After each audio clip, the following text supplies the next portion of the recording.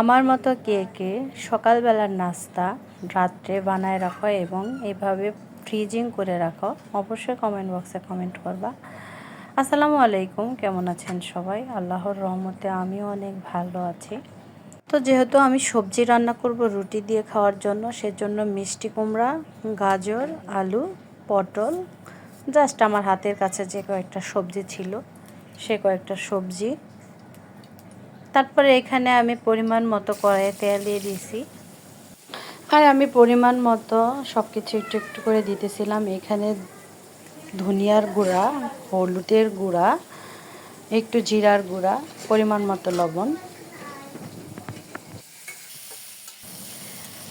আর আমি এখানে আগেই কাঁচামরিচ দিয়ে দিয়েছিলাম, আর একটু কালারের জন্য হালকা একটু গুঁড়া মরিচ, আর এখানে আমি একটু রসুন বাটা দিয়ে দিতেছি।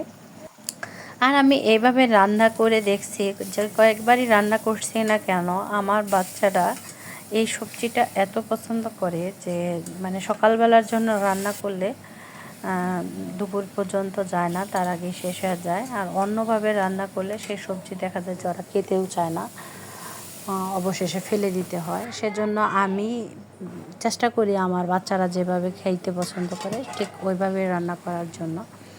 এই তো সবজিটা মোটামুটি কষানো শেষ হয়ে গেছে, এখন একটু পানি দিয়ে দিব। আমি কিন্তু এখানে একটু ডাউলও অ্যাড করছি।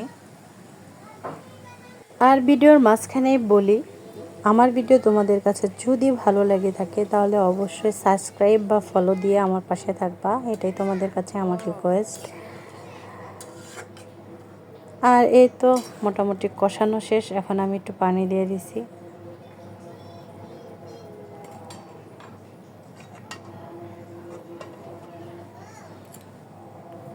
তোমাদের মনে হতেই পারে যে এমনি স্বাভাবিক যে সবজি রান্না করো, তো তুমি তো সেভাবে রান্না করছো। আমি ঠিক এইভাবে রান্না করছি।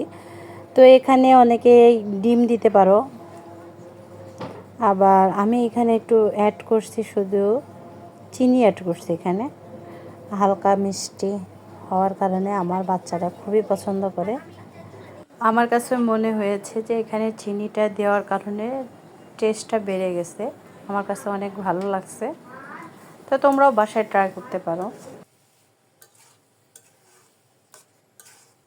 আজকের মতো ভিডিও এই পর্যন্তই। আল্লাহ হাফেজ।